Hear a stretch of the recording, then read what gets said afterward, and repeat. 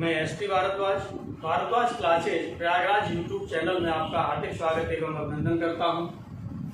हमने पिछले वीडियो में पढ़ा था नेचुरल नंबर्स के बारे में, क्या उसकी प्रॉपर्टी थी नेचुरल नंबर्स की, यानी प्राकृतिक संख्याओं के बारे में। प्राकृतिक संख्याओं की क्या प्रॉपर्टीज थी वो हमने बताया था। अब आज हम लोग बात करेंगे प्राकृतिक संख्याओं से आगे की संख्याओं के बारे में, यानी पूर्ण संख्याओं के बारे में अभी हम बात करेंगे। फिर परिमेय संख्याओं के बारे में बात करेंगे, भिन्नों के बारे में भी बात करेंगे, इंटीजर्स के बारे में बात करेंगे, इरेशनल नंबर्स के बारे में बात करेंगे। तो पूर्ण संख्याओं के बारे में हम लोग बात करते हैं। प्राकृतिक संख्याएं जो आपकी निकल के आएंगी उसी में क्या कर दिया जाए, जीरो को इन्वॉल्व कर दिया जाए, यानी शून्य को इन्वॉल्व कर दिया जाए। तो प्राकृतिक संख्याओं में शून्य को सम्मिलित करने से जो प्राप्त संख्याएं होती हैं उनको कहा जाता है पूर्ण संख्याएं। नेचुरल नंबर आपके पास क्या थे, ये आपने देखा 1 2 3 4 5 6 एंड सो ऑन। ये आपकी कौन सी पद्धति है, ये देवनागरी पद्धति है। और यहाँ पर 1 2 3 4 5 ये आपने देखा, ये कौन सी पद्धति है, ये आपके पास अंतरराष्ट्रीय पद्धति है। होल नंबर्स की पूर्ण संख्याओं की बात कर रहे हैं तो इसमें हम क्या करते हैं, नेचुरल नंबर्स में यानी जो प्राकृतिक संख्या इसमें शून्य को भी इन्वॉल्व कर देते हैं, यानी सम्मिलित कर देते हैं। तो 0 1 2 3 4 5 एंड सो ऑन जो आपके पास ये हो गई, ये कैसे हो गए, होल नंबर्स हो गए, यानी पूर्ण संख्याएं हो गई। इनको हम किस में लिखते हैं, इनको अब हम अंतरराष्ट्रीय पद्धति में लिखें तो 0 1 2 3 4 5 एंड सो ऑन ये लिखा जा सकता है। अब यहाँ से हम देखते हैं जो सबसे छोटी पूर्ण संख्या है वो कौन सी है, 0 है। तो यहाँ पर हम लिख देते हैं सबसे छोटी पूर्ण संख्या, सबसे छोटी पूर्ण संख्या इक्वल टू हो गया आपका 0 यानी 0 हो गया। अब यहाँ पर हम सबसे बड़ी पूर्ण संख्या की बात करें तो आपकी कैसी है, अनडिफाइंड है। सबसे बड़ी पूर्ण संख्या कैसी है, अनडिफाइंड है यानी अपरिभाषित है। अब यहाँ पर आप इसकी प्रॉपर्टीज को देखेंगे। प्रॉपर्टीज पहले हम क्या देखते हैं कि जो प्रत्येक पूर्ण संख्या होती है, जो प्रत्येक पूर्ण संख्या है, क्या ये नेचुरल नंबर है, ऐसा नहीं है। यहाँ पर क्या है, आप देखेंगे कि प्रत्येक जो प्राकृतिक संख्या है, प्रत्येक प्राकृतिक संख्या पूर्ण संख्या होती है, पूर्ण संख्या होती है, परंतु प्रत्येक पूर्ण संख्या प्राकृतिक संख्या नहीं होती। 0 इसमें नहीं मिल रहा है कहीं, यानी क्या आपका निकल के आया रिजल्ट, प्रत्येक प्राकृतिक संख्या पूर्ण संख्या होती है परंतु प्रत्येक पूर्ण संख्या प्राकृतिक संख्या नहीं होती। एक ये प्रॉपर्टी निकल के आई। दूसरी प्रॉपर्टी पर हम लोग क्या बात करते हैं कि यदि हमारे पास कोई भी पूर्ण संख्या है, कोई भी पूर्ण संख्या आप लिख दीजिए, जैसे आपने लिख दिया 9, तो 9 से बड़ी पूर्ण संख्या क्या हो जाएगी, 1 जोड़ देंगे 10 हो जाएगा। सपोज कर लीजिए आपने लिख दिया 1 0 0 9 5 8 7 9 2 3 और भी यहाँ पर लिख दिया, मान लीजिए यही लिख दिया। इससे आगे भी पूर्ण संख्या यदि आपको लिखना होगा तो 1 ऐड कर देंगे तो कितना हो जाएगा, 1 0 0 9 5 8 7 9 2 4 ये हो जाएगा आपका। यानी कहने का मतलब यह है कि प्रत्येक जो पूर्ण संख्या से बड़ी पूर्ण संख्या होती है, प्रत्येक पूर्ण संख्या से बड़ी पूर्ण संख्या होती है, इसीलिए कोई भी पूर्ण संख्या सबसे बड़ी पूर्ण संख्या नहीं होती। अब आगे हम लोग बात करते हैं कि यहाँ पर हमारे पास क्या है, कोई सी भी आपने ले ली क्रमागत 3 पूर्ण संख्याएं ले ली, जैसे 3 ले लिया, 4 ले लिया, 5 ले लिया, 3 क्रमागत पूर्ण संख्याएं ले ली।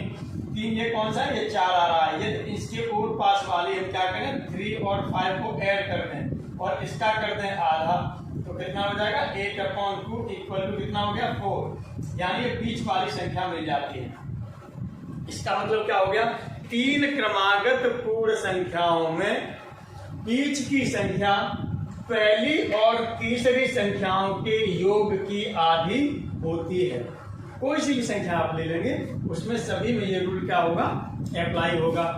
आगे अब हम लोग क्या बात करते हैं, आगे हम लोग ये बात करते हैं कि यदि यहाँ पर 2 पूर्ण संख्याएं ले लें तो 2 पूर्ण संख्याओं का यदि योग हम देखते हैं तो कितना होगा।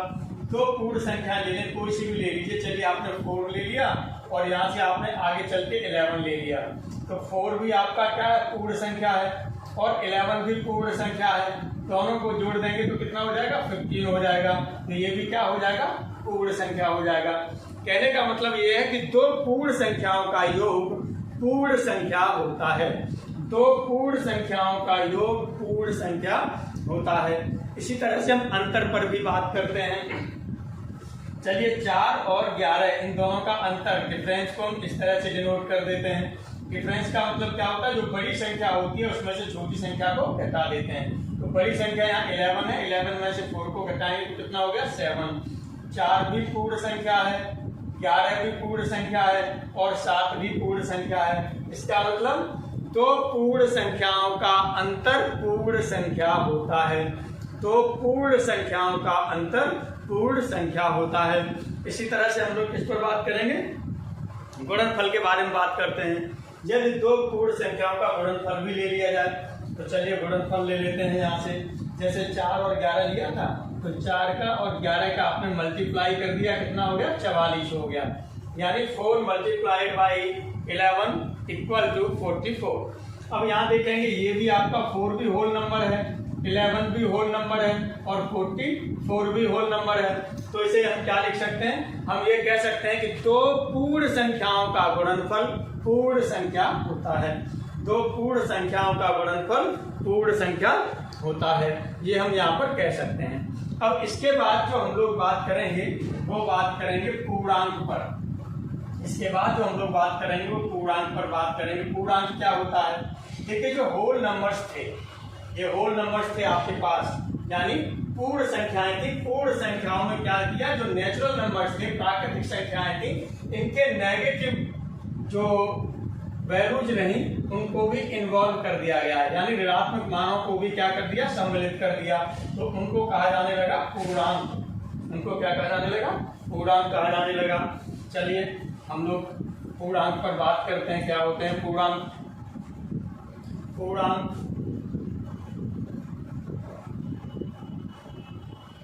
इंटीजर्स, पूर्णांक इंटीजर्स। इसमें क्या कहा गया, हमने कहा कि जो प्राकृतिक संख्याओं की ऋणात्मकता ले ली, प्राकृतिक संख्याओं की क्या ले ली, ऋणात्मकता। चलिए इस इंटीजर्स को आई से या जेड से डिनोट कर दिया गया था, आई से डिनोट कर दिया था या जेड से डिनोट कर दिया था, आई और जेड से डिनोट कर दिया। और यहाँ से जो नेचुरल नंबर थे इनकी क्या ले ली, ऋणात्मकता ले ली। जब इधर से जो कि ऐसे बढ़ रहे हैं इस तरह से ऋणात्मक ले लेते हैं तो क्या हो जाता है, घटता चला आता है। इसीलिए इधर से हम शुरू करेंगे एंड सो ऑन, यानी यहाँ पर आपका -4 होगा, -3 होगा, -2 होगा, -1 होगा, 0, 1, 2, 3, 4 एंड सो ऑन, ये हो गई। यदि इसी को हम अंतरराष्ट्रीय पद्धति में लिखते हैं तो ये आपका क्या हो जाएगा, -4, -3, -2, -1, 0, 1, 2, 3, 4, 5 एंड सो ऑन, इस तरह से लिख सकते हैं। और यदि इसे लिखना चाहें तो आप ऐसे लिख सकते हैं, 0 यहाँ लिख दिया, +-1, +-2, +-3, ऐसे भी आप लिख सकते हैं। क्योंकि यहाँ पर प्लस का भी 1 है और माइनस का भी 1 है, प्लस का 2 है और माइनस का 2 है, प्लस का 3 है और माइनस का 3 है, इसलिए इनको इस तरह से भी लिखा जा सकता है। ये नीचे आपने लिखा है अंतरराष्ट्रीय पद्धति में और ये ऊपर लिखा है देवनागरी पद्धति में। तो यहाँ पर हमने क्या बताया था पूर्णांकों में, पूर्णांकों में हमने आपसे कहा था कि प्राकृतिक संख्याओं की ऋणात्मकता के साथ पूर्ण संख्याओं में सम्मिलित कर देने पर प्राप्त संख्याओं को पूर्णांक कहते हैं। तो ये पूर्णांक हो गए आपके। अब यहाँ पर जो पूर्णांक की हम बात करते हैं तो पूर्णांक में देखेंगे कितने तरीके के पूर्णांक हुए जा रहे हैं। एक आपके पास यहाँ पर देखेंगे तो 0 है, एक पॉजिटिव है, यहाँ से देखिएगा ये पॉजिटिव है, यहाँ से देखेंगे ये नेगेटिव है, एक ये 0 है। तो यहाँ से पूर्णांकों को 3 पार्ट में डिवाइड कर दिया जाता है। एक तो पॉजिटिव में तो आई ये पॉजिटिव ऊपर लगा दिया जाता है या जेड पॉजिटिव लगा देते हैं।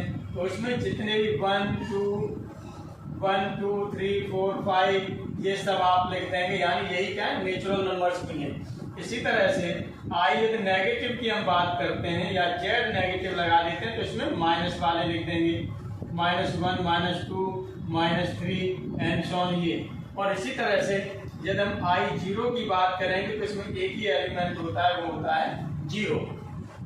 तो इस तरह से ये पूर्णांक आप देखते हैं, जो पूर्णांक 3 पार्ट में डिवाइड हो जाते हैं, एक पॉजिटिव पूर्णांक, एक नेगेटिव पूर्णांक और एक जीरो पूर्णांक। इनमें ये आपके क्या हो जाते हैं, डिवाइड हो जाते हैं। ये आपने यहाँ पर लिख दिया, यानी धन पूर्णांक, ऋण पूर्णांक और शून्य पूर्णांक, ये आपने लिख दिया। अब इनकी हम लोग प्रॉपर्टीज के बारे में भी बात करेंगे। प्रॉपर्टीज क्या है, तो प्रॉपर्टी में पहले देखेंगे जो जीरो हो रहा है, शून्य हो रहा है, शून्य से इधर सभी पॉजिटिव है, इधर सब नेगेटिव है। तो शून्य को एक चीज आप ध्यान रखिए कि शून्य वह पूर्णांक है जो न तो धनात्मक होता है और न ही ऋणात्मक। शून्य वह पूर्णांक है जो न तो धनात्मक होता है और न ही ऋणात्मक। और कैसा पूर्णांक है ये नेगेटिव पूर्णांकों और पॉजिटिव पूर्णांकों, यानी नेगेटिव इंटीजर्स और पॉजिटिव इंटीजर्स, यानी धन पूर्णांकों और ऋण पूर्णांकों को सेपरेट करता है, यानी अलग अलग करता है। इस तरह का आपका जीरो पूर्णांक है। अब इन पूर्णांकों की हम लोग प्रॉपर्टीज देखते हैं, क्या क्या प्रॉपर्टीज में होती हैं। तो आप यहाँ पर देखेंगे पूर्णांकों की प्रॉपर्टी में हमें क्या क्या दिखाई दे रहा है। पहले तो हमें ये दिखाई दे रहा है कि जो प्रत्येक पूर्णांक में देखेंगे, इधर से नेचुरल नंबर देखिए और होल नंबर देखिए। तो यहाँ पर देखेंगे जो प्रत्येक प्राकृतिक संख्या है वो आपको क्या दिखाई दे रही है, पूर्णांक दिखाई दे रही है। यानी प्रत्येक प्राकृतिक संख्या पूर्णांक होती है, परंतु प्रत्येक पूर्णांक प्राकृतिक संख्या नहीं होती। आपने देखा कि प्रत्येक प्राकृतिक संख्या पूर्णांक होती है, परंतु प्रत्येक पूर्णांक प्राकृतिक संख्या नहीं होती। अब यहाँ पर हम देखते हैं होल नंबर में देखते हैं। होल नंबर में भी देखेंगे, यहाँ से जीरो से लेके देखिएगा ये सब मिल रहा है, जीरो से लेके इधर मिल रहा है। और अब आप देखेंगे तो इसका मतलब क्या हो गया, जो पूर्ण संख्या है वो पूर्ण संख्या, यानी प्रत्येक पूर्ण संख्या पूर्णांक होती है, परंतु प्रत्येक पूर्णांक पूर्ण संख्या नहीं होती। ये यहाँ से आपको मिल रहा है। अब यहाँ पर हम इनके धन और ऋण के बारे में भी देख लें, जोड़ने और घटाने पर क्या होता है, योग और अंतर पर क्या चीज होती है, इसके बारे में भी हम लोग बात कर लेते हैं। तो यहाँ पर हम बात देखते हैं कि दो पूर्णांकों का यदि योग कर लिया जाए, कोई से भी पूर्णांक ले लीजिए। चलिए हमने यहाँ पर -17 ले लिया पूर्णांक में, और यहाँ पर हमने ले लिया +18। एक पूर्णांक आपका -17 हो गया, दूसरा 18 हो गया, दोनों को जोड़ा जाता है तो -17 + 18 इक्वल टू क्या हो गया, 1 हो गया। दो पूर्णांकों को यदि जोड़ दिया जाता है तो क्या मिलता है, पूर्णांक मिलता है। यानी -17 ये भी आपका पूर्णांक है, 18 ये भी पूर्णांक है और 1 भी पूर्णांक है। तो ध्यान रखेंगे दो पूर्णांकों का योग पूर्णांक होता है। इसी तरह से दो पूर्णांकों का अंतर भी पूर्णांक होता है, दो पूर्णांकों का अंतर भी पूर्णांक होता है। दो पूर्णांकों का गुणनफल भी पूर्णांक होता है, दो पूर्णांकों का गुणनफल भी पूर्णांक होता है। अब यदि हमारे पास दो क्रमागत पूर्णांक हैं, जैसे सपोज कर लीजिएगा हमने कौन कौन से ले लिए क्रमागत पूर्णांक, हमने यहाँ से ये ले लिया, सपोज कर लीजिएगा हमने कौन से ले लिए, ये 4 और 5 ले लिया, दो क्रमागत पूर्णांक हैं। अब इसके बीच कितने पूर्णांक होते हैं, दो क्रमागत पूर्णांकों के मध्य कोई पूर्णांक है नहीं, 4 के बाद 5 पूर्णांक है। तो दो क्रमागत पूर्णांकों के मध्य कोई भी पूर्णांक नहीं होता, दो क्रमागत पूर्णांकों के मध्य कोई भी पूर्णांक नहीं होता। एक ये आपकी प्रॉपर्टी निकल के आ गई। अब हम लोग बात करते हैं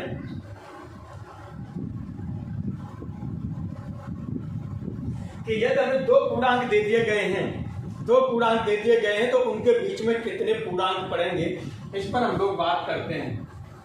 तो कोई से भी चलिए दो पूर्णांक की हम बात कर ले रहे हैं, यहाँ समझ लेते हैं फिर लिखेंगे, क्योंकि इनको निकालने में, ऐसे क्वेश्चंस को निकालने में आप लोग अक्सर गलती कर देते हैं। गलती न हो ये चीज आपको ध्यान रखनी है। जैसे सपोज कर लीजिएगा कि आपने पूर्णांक ले लिए 4 से 11, आपके पास 4, 5, 6, 7, 8, 9, 10, 11, यानी यहाँ पर 4 to 11 ये पूर्णांक आपने लिख दिए। अब आप कहें 4 से 11 के बीच कितने पूर्णांक हैं, यहाँ पर 4 है, यहाँ पर 11, इसके बीच कितने पूर्णांक हैं, 1, 2, 3, 4, 5, 6। 4 से 11 के बीच में कितने पूर्णांक हैं, 6 पूर्णांक हैं। अब देखिएगा ऐसे करेंगे तो यहाँ से क्या हो जाता है, ये हो जाता है 11, आप अक्सर करते क्या है कि 11 में से 4 को घटा देते हैं, उसके बाद में 7 बचा, आप लिखाते हैं 6, वे 7। लेकिन ध्यान दीजिएगा, जब आप 11 में से 4 घटाते हैं तो 7 बचता है, वहाँ आंसर में आप टिक कर देते हैं 7 सही है, लेकिन वो गलत है। सही क्या होगा? 6 आंसर आएगा, क्योंकि आपने देखा 1 2 3 4 5 6 है।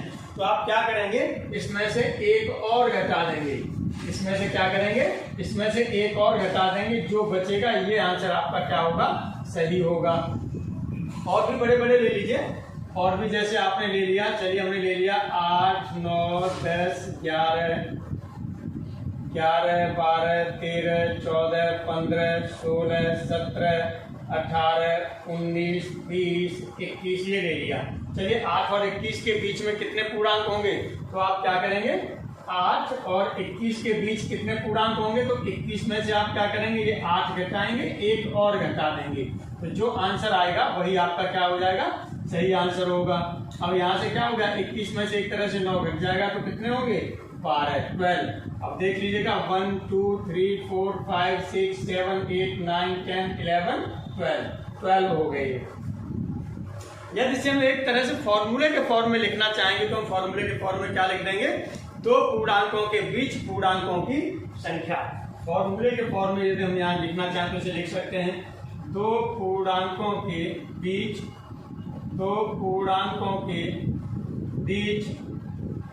पूर्णांकों की संख्या, दो पूर्णांकों के बीच पूर्णांकों की संख्या। तो चलिए यहाँ पर हम क्या करेंगे, दो पूर्णांकों के बीच पूर्णांकों की संख्या की बात करें तो दोनों का क्या करेंगे? अंतर, दोनों पूर्णांकों का अंतर। जैसे आपने कहा 8 और 21 के बीच, तो 8 और 21 का आपने क्या लिखा था? अंतर। चलिए, तो दोनों पूर्णांकों का अंतर, दोनों पूर्णांकों के अंतर में से आप क्या करेंगे? एक घटा देंगे, यही आपका क्या होगा? आंसर आ जाएगा। ये आपको ध्यान रखना है। अब अगला टॉपिक है आपका भिन्न, फ्रैक्शन। देखिए फ्रैक्शन क्या होगी, जिन संख्याओं को P/Q के रूप में लिखा जा सके, यानी P/Q के रूप में लिखी जाने वाली संख्याओं को हम क्या कहते हैं? भिन्न कहते हैं। इसका मतलब भिन्न यदि हम लिखते हैं तो भिन्न इक्वल टू आपका क्या होगा? जिन्हें हम P/Q के रूप में लिख सकें। यहाँ पर P आपका क्या होता है? P आपका क्या होता है और Q क्या होता है? तो ध्यान दीजिएगा, P भी आपका धन पूर्णांक होता है, धन पूर्णांक, और Q भी आपका धन पूर्णांक होता है। Q भी धन पूर्णांक होता है और Q भी धन पूर्णांक होता है। या हम कह सकते हैं कि ये प्राकृतिक संख्या, या कह सकते हैं P भी प्राकृतिक संख्या है और Q भी प्राकृतिक संख्या है। Q भी क्या है? प्राकृतिक संख्या है, ये होना चाहिए यदि भिन्न है तो। यानी P भी धनात्मक होगा और Q भी धनात्मक होगा। और P को जो बोला जाता है, P को बोला जाता है इसे, P को इसे बोला जाता है अंश, और इसे बोला जाता है हर। इसको इंग्लिश में बोलते हैं नोमिनेटर और हर को बोलते हैं डिनोमिनेटर। इस तरह से ये भिन्न वाली संख्याएं होती हैं। जैसे सपोज कर लीजिएगा आपने ले लिया 5, तो 5 को लिखा जा सकता है 5/1, 1/2 हो गया, 5/7 हो गया, 8/11 हो गया, और भी आपकी संख्याएं लिखी जा सकती हैं। ये सभी क्या है? भिन्न है। अब 5 हो गया, या 5 को हम और क्या लिख सकते हैं? ये 5/1, जैसे 4 लिख दिया जाए, 4 को भी हम 4/1 लिख सकते हैं। तो इस तरह से ये होती हैं भिन्न। तो आप देखेंगे जो भिन्न होती है ये भी क्या होती हैं? जो भिन्न होती है, जो प्रत्येक प्राकृतिक संख्या आपकी भिन्न होगी, प्रत्येक प्राकृतिक संख्या भिन्न होती है, परंतु प्रत्येक भिन्न प्राकृतिक संख्या नहीं होती, क्योंकि न तो ये प्राकृतिक संख्या है, न ये प्राकृतिक संख्या है, और न ये प्राकृतिक संख्या है। तो ध्यान रखिएगा, प्रत्येक प्राकृतिक संख्या भिन्न होती है, परंतु प्रत्येक भिन्न प्राकृतिक संख्या नहीं होती। ये आप ध्यान रखिएगा। अब यहाँ पर हम और भी बात करते हैं इन पर, जैसे दो भिन्नों का योग, दो भिन्नों का योग यदि भिन्नों को जोड़ दिया जाए तो दो भिन्नों का योग भिन्न होता है, दो भिन्नों का योग भिन्न होता है। और इसी तरह से दो भिन्नों का अंतर भी भिन्न होता है। दो भिन्नों का अंतर भी भिन्न होता है। इसी तरह से दो भिन्नों का गुणनफल भी भिन्न होता है। दो भिन्नों का गुणनफल भी भिन्न होता है। यानी यदि हमारे पास टू फ्रैक्शंस हैं, उनका मल्टीप्लाई कर दिया जाए या प्रोडक्ट ले लिया जाए तो वो भी क्या मिलता है? फ्रैक्शन मिलता है। इसी तरह से हम डिवाइड की भी बात करते हैं तो डिवाइड में भी आपका क्या होगा?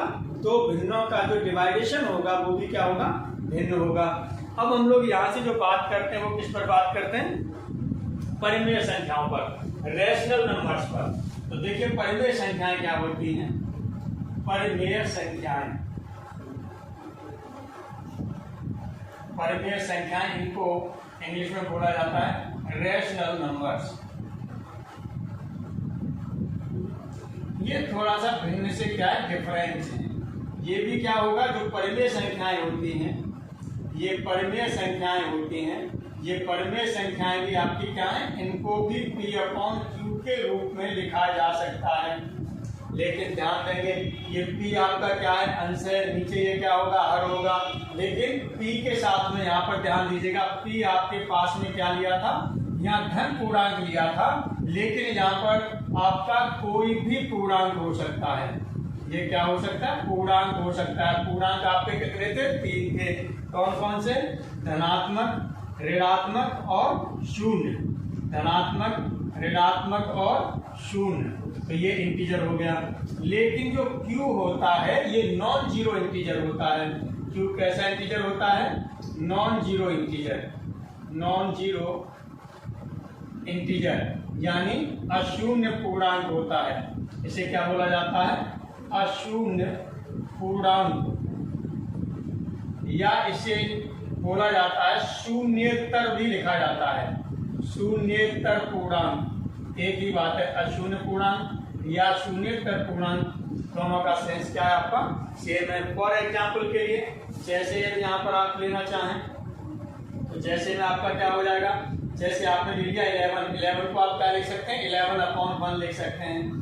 यहाँ पर ले लिया 3/5 ले लिया, -3/5 ऐसे भी ले सकते हैं। देखिएगा ऊपर आपका पूर्णांक है P, नीचे भी आपका नॉन जीरो पूर्णांक है। इसी तरह से यदि आप इसे 3/-5 भी लिखना चाहें तो ये भी लिख सकते हैं। ऊपर पूर्णांक 3 है, नीचे नॉन जीरो इंटीजर है आपका, वो कितना? -5 है। तो ये सभी जो एग्जाम्पल्स हैं ये आपके किसके हैं? परिमेय संख्याओं के हैं। इसी तरह से परिमेय संख्याओं में भी होता क्या है कि जो सामान्यतः जो दशमलव की, हमने आपको बताया था कि जब परिमेय संख्याएं दी जा रही थी उसी समय क्या हो गई थी? दशमलव की खोज हो गई थी, है ना? दशमलव की खोज हो गई थी, डेसिमल की खोज हो गई थी।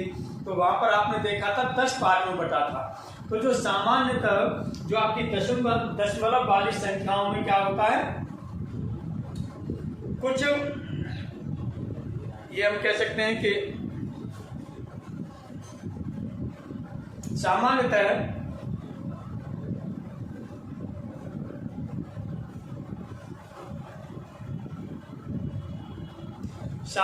दशमलव वाली संख्याओं में दशमलव के बाद अंकों की क्या की जाए?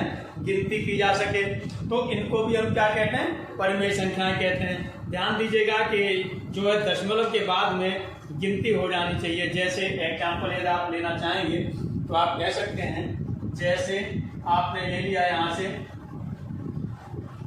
0.5, तो इसका मतलब हो जाएगा 5 आपका लिख देते हैं 10 लिख देते हैं। इसी तरह से 1.5 को आप लिख देते हैं 15/10 लिख देते हैं। इसी तरह से 1.22 को आप क्या लिख सकते हैं? 122/100 लिख देते हैं। ये सभी कैसी संख्याएं? परिमेय संख्याएं। लेकिन होता क्या है कि कुछ संख्याएं तो आपकी इसकी गिनती की जा रही है, लेकिन कुछ समय बाद ऐसा कुछ जो है संख्याएं आपको मिलने लगी जिसमें की गिनती नहीं की जा सकती थी कि कितने डिजिट हैं, कितने अंक हैं दशमलव के बाद में। लेकिन वहां पर कुछ रिपीटेशन वाला चक्कर था। रिपीटेशन मतलब जैसे एक ही अंक का क्या हो रहा है? बार बार रिपीट कर रहा है। जैसे 1 पॉइंट आपने ले लिया 1.7777 एंड सो ऑन। ये 7 की देखिए बार बार रिपीटिंग हो रही है यहाँ पर, तो इसे बोला जाता था रिकरिंग डेसिमल।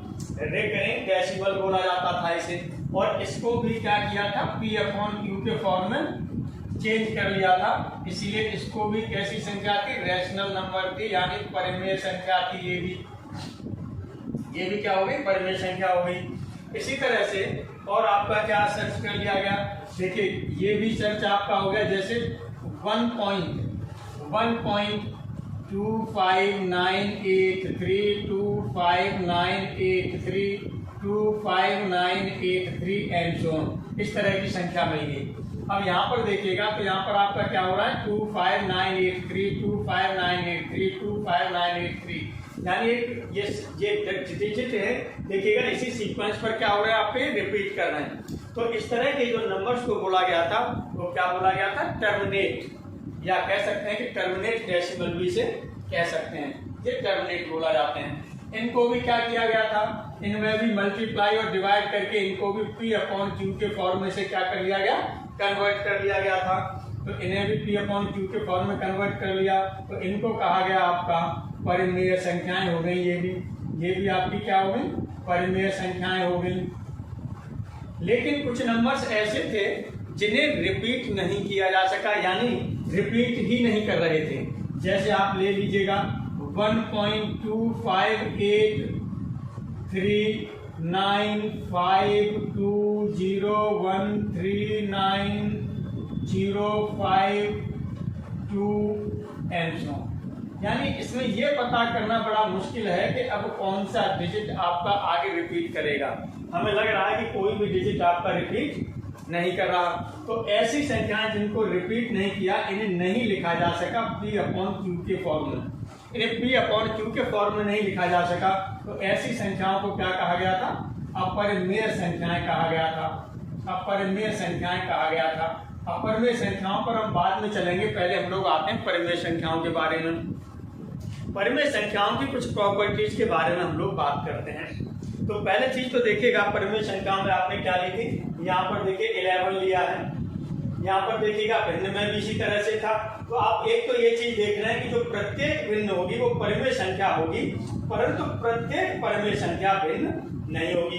देखिए ये भी आपका क्या है, भिन्न है, ये भी भिन्न है, आगे लेंगे और भिन्न है, लेकिन ये भिन्न नहीं है क्योंकि ऊपर नेगेटिव है नीचे पॉजिटिव है, यहाँ ऊपर पॉजिटिव है नीचे नेगेटिव है, तो ये भी भिन्न नहीं है। तो प्रत्येक भिन्न परिमेय संख्या होती है, परंतु प्रत्येक परिमेय संख्या भिन्न नहीं होती।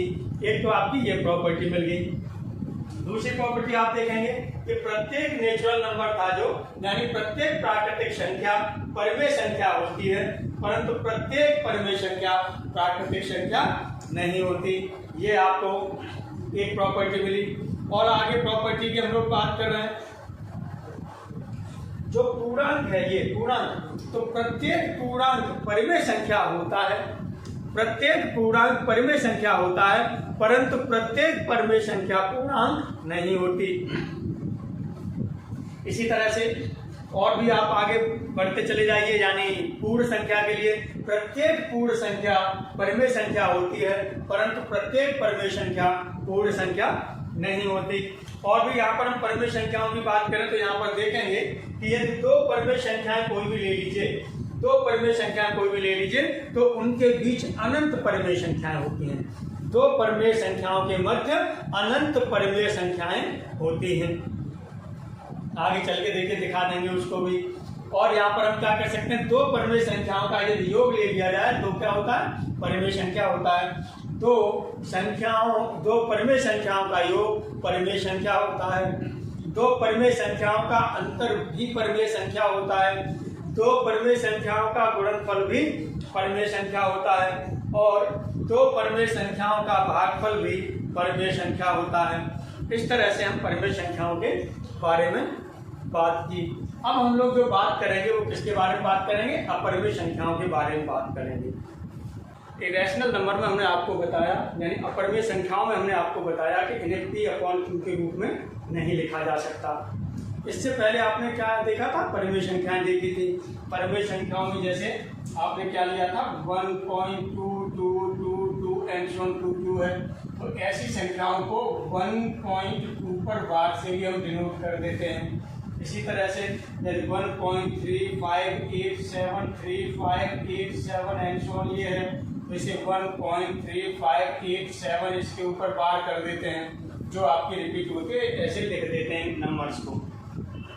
इसी में देखा कि यहाँ पर जब कोई ऐसा नंबर था कि आपको जो रिपीटिशन है वो नहीं पता चल पा रहा था, कोई भी कौन सा डिजिट रिपीट कर रहा है ये पता नहीं चल पा रहा था। देखिए जैसे यानी एक सीक्वेंस में रिपीट तो कर रहा है डिजिट, लेकिन सीक्वेंस किसके बाद रिपीट कर रहा है वो चीज़ नहीं इसमें मिल पा रही थी। एक संख्याओं बहुत सी ढेर सारी संख्याएं थी ऐसी। तो जैसे एग्जाम्पल हमने ले ली, एक संख्या में से हम ले लेते हैं 1.3587 1935279087521 एंड सो ऑन। ये पता नहीं चल पा रहा है कि क्या चीज रिपीट करेगी इसमें। तो ऐसी संख्याओं को क्या नाम दिया गया था, ऐसी संख्याओं को नाम दिया गया था, या इन्हें नहीं कन्वर्ट किया जा सका P/Q के फॉर्म में, और इनको क्या नाम दे दिया, अपरिमेय संख्याएं नाम दे दिया इनका। तो इस तरह से हम कह सकते हैं कि कुछ दशमलव संख्याएं ऐसी होती हैं जिनमें दशमलव के बाद, कुछ दशमलव संख्याएं ऐसी होती हैं जिनमें दशमलव के बाद या तो कोई अंकों का समूह होता है या केवल एक अंक होता है ना, जो रिपीट करते थे इनमें, लेकिन इसमें रिपीट नहीं करता। तो ऐसे नंबर्स जो आपके होते हैं ये होते हैं अपरिमेय संख्याएं, यानी इरेशनल नंबर्स इनको बोला जाता है। और भी इन्हें निकालने के लिए हम क्या कर सकते हैं, देखिए यहाँ पर यदि हम लोग लेना चाहें तो हम ये ले सकते हैं कि पाई। अब देखिएगा पाई की वैल्यू क्या है, ध्यान दीजिएगा। पाई की वैल्यू जो आर्यभट्ट ने निकाली थी वो 4 स्थानों तक निकाली थी, और पाई का जो मान था आपका, यानी पाई का मान इक्वल टू 3.1415, यहाँ तक 4 अंकों तक शुद्ध मान आपका आर्यभट्ट ने बताया था।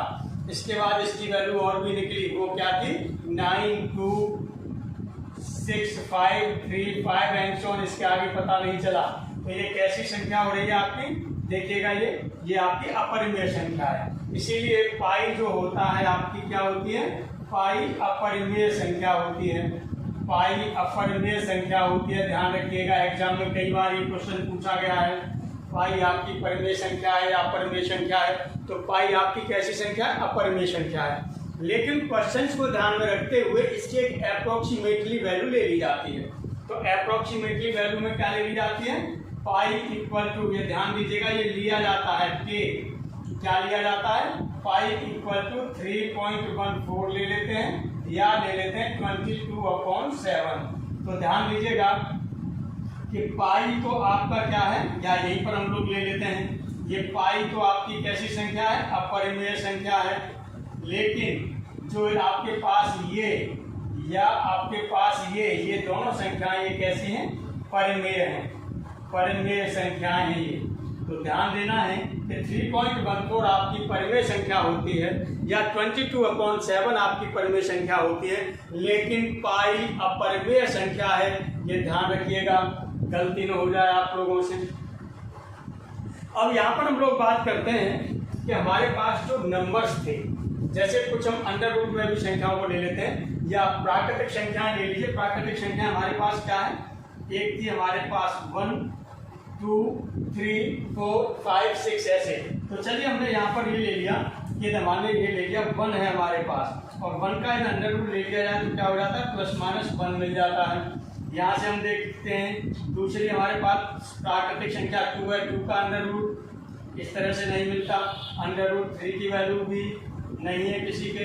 इस तरह से अंडर रूट 4 की बात करते हैं तो ये ±2 हो जा रहा है, under root 5, under root 6, under root 7, under root 8 और अंडर रूट 9 इक्वल टू देखते हैं ±3 लिख देते हैं, इसी तरह से। और तो आप देखेंगे कि जो प्राकृतिक संख्याओं में जो पूर्ण वर्ग संख्याएं हैं, जैसे 1 4 9, ये कैसे पूर्ण वर्ग संख्याएं हैं।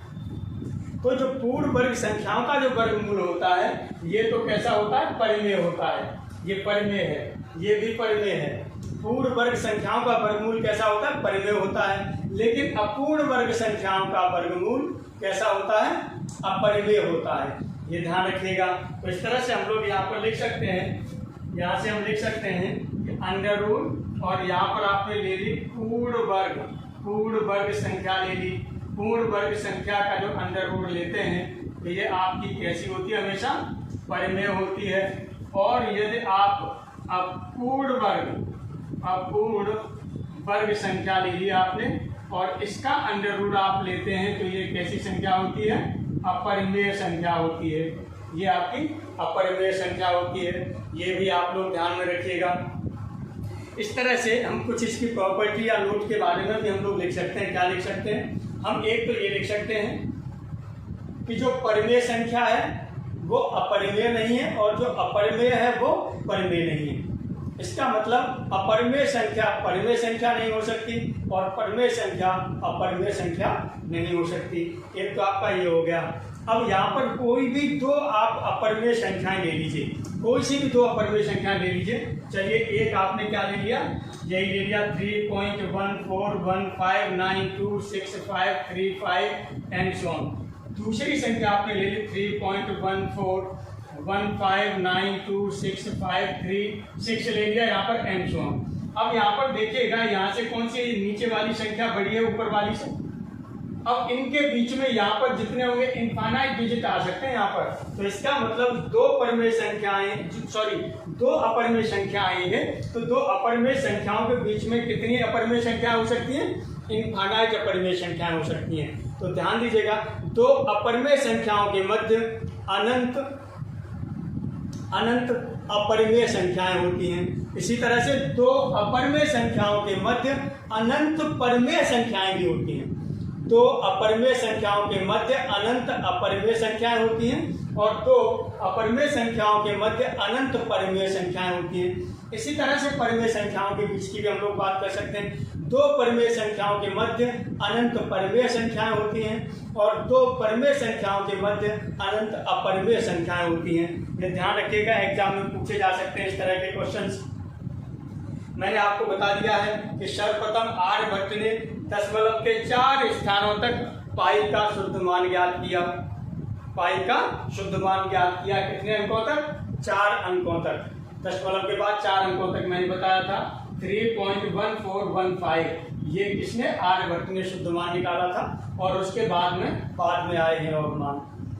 अब हम लोग बात करते हैं वास्तविक संख्याओं के बारे में, यानी रियल नंबर्स के बारे में। ये क्या होते हैं, यदि परिमेय संख्याएं और अपरिमेय संख्याओं को एकत्रित कर दिया जाए, परिमेय संख्या और अपरिमेय संख्याएं दोनों को एकत्रित कर दिया जाए तो उन्हें क्या कहा जाता है, वास्तविक संख्याएं कहा जाता है। अब जैसे इन्हें यदि हम डिनोट करते हैं वास्तविक संख्याओं को कैपिटल R से डिनोट करेंगे। ध्यान रखिएगा, अपरिमेय संख्याओं को कैपिटल L से डिनोट करते हैं और परिमेय संख्याओं को कैपिटल Q से डिनोट करते हैं। तो इस तरह से जो रियल नंबर्स होते हैं वो क्या होते हैं, ये आपके जो परिमेय संख्याएं और परिमेय संख्याओं में यूनियन मतलब मिला दिया। क्या मिला दिया जाता है, L, यानी अपरिमेय संख्याओं को मिला दिया जाता है तो ये हो जाती हैं वास्तविक संख्याएं।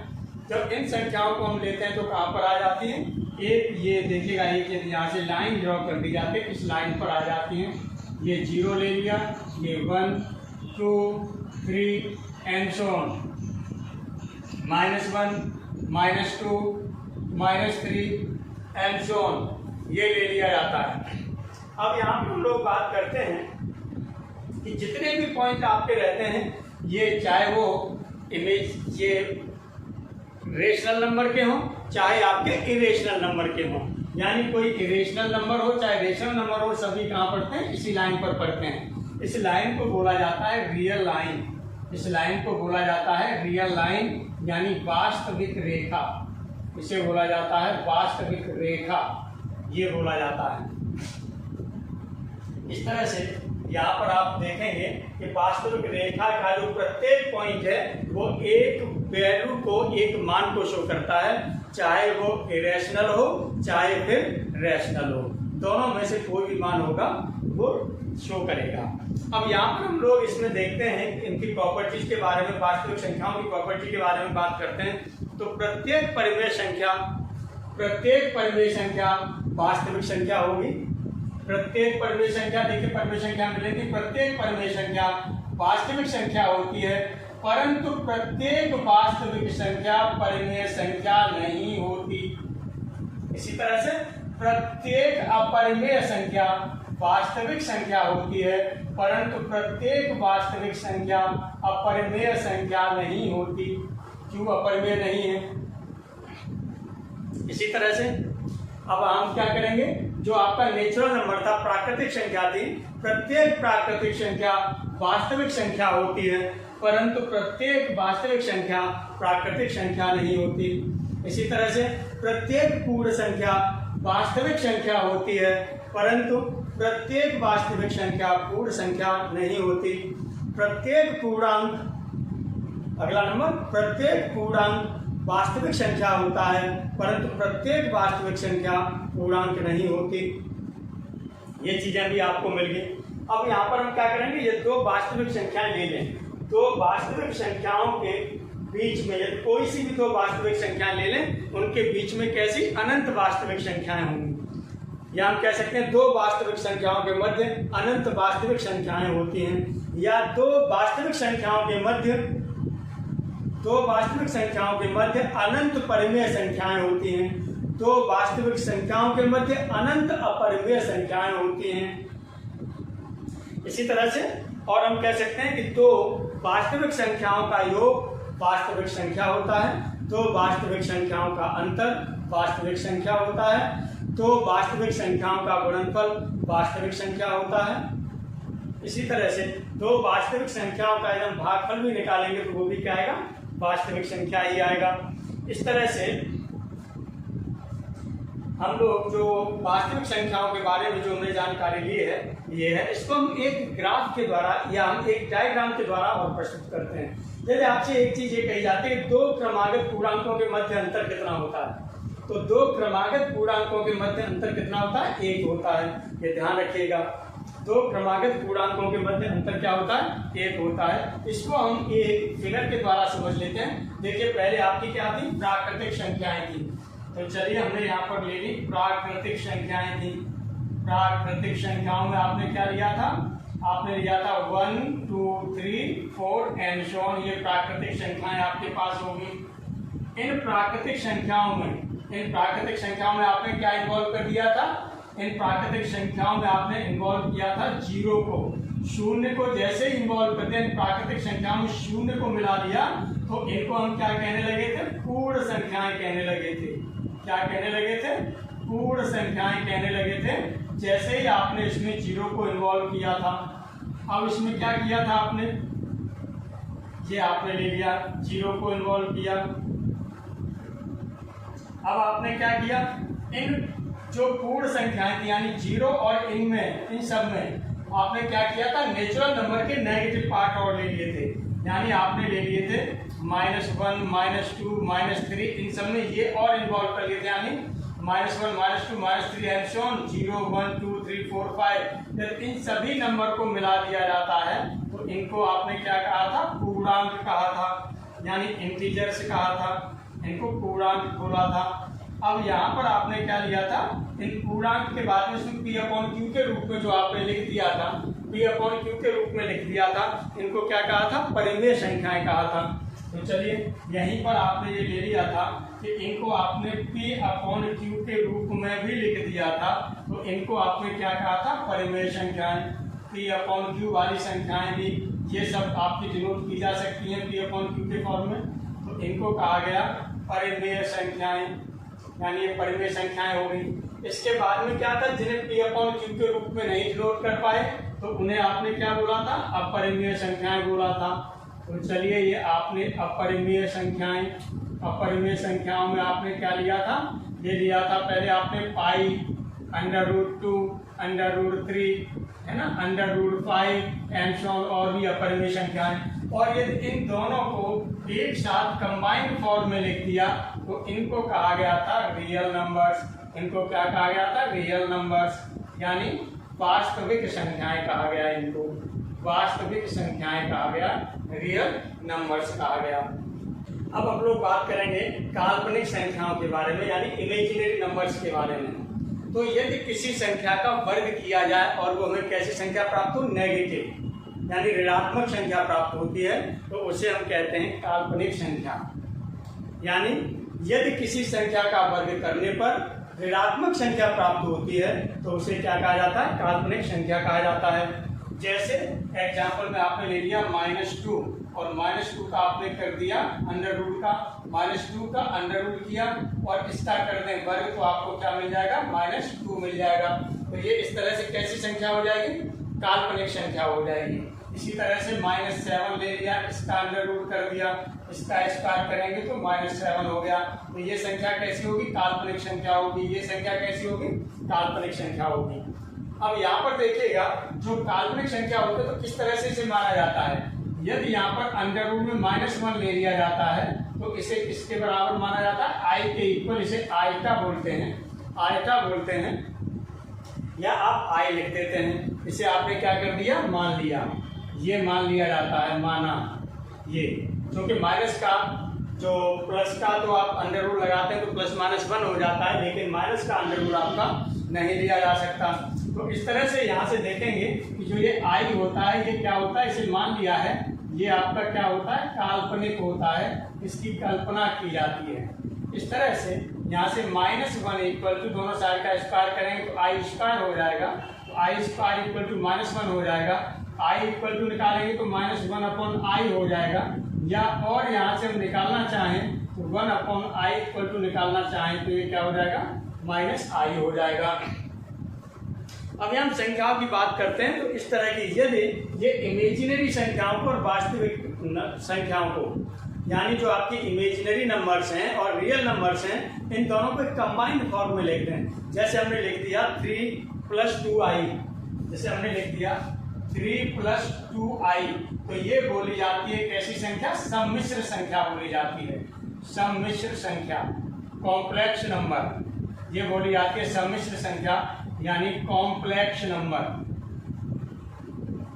कॉम्प्लेक्स नंबर बोला जाता है। अब इस कॉम्प्लेक्स नंबर में ध्यान दीजिएगा, जिसके साथ आयोटा होता है, ये आयोटा होता है, तो ये जो भाग है, ये भाग आपका कहलाता है काल्पनिक भाग। यहाँ से ध्यान दीजिएगा, ये आपका क्या है, ये जो भाग है आपका क्या होता है, ये काल्पनिक भाग होता है, ये काल्पनिक भाग होता है। और जो ये भाग होता है ये होता है वास्तविक भाग, ये होता है वास्तविक भाग, ये वास्तविक भाग है। और किसका वास्तविक भाग है, ये ध्यान दीजिएगा यहाँ पर, यानी 3 +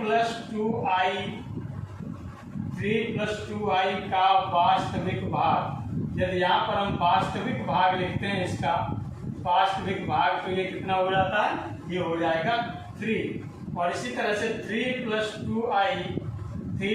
2i का काल्पनिक भाग, यदि यहाँ पर हम इसका काल्पनिक भाग लिखते हैं तो काल्पनिक भाग i के साथ में कितना हो रहा है, 2, तो ये आपका हो जाएगा 2, i निर्धारित करेगा ये।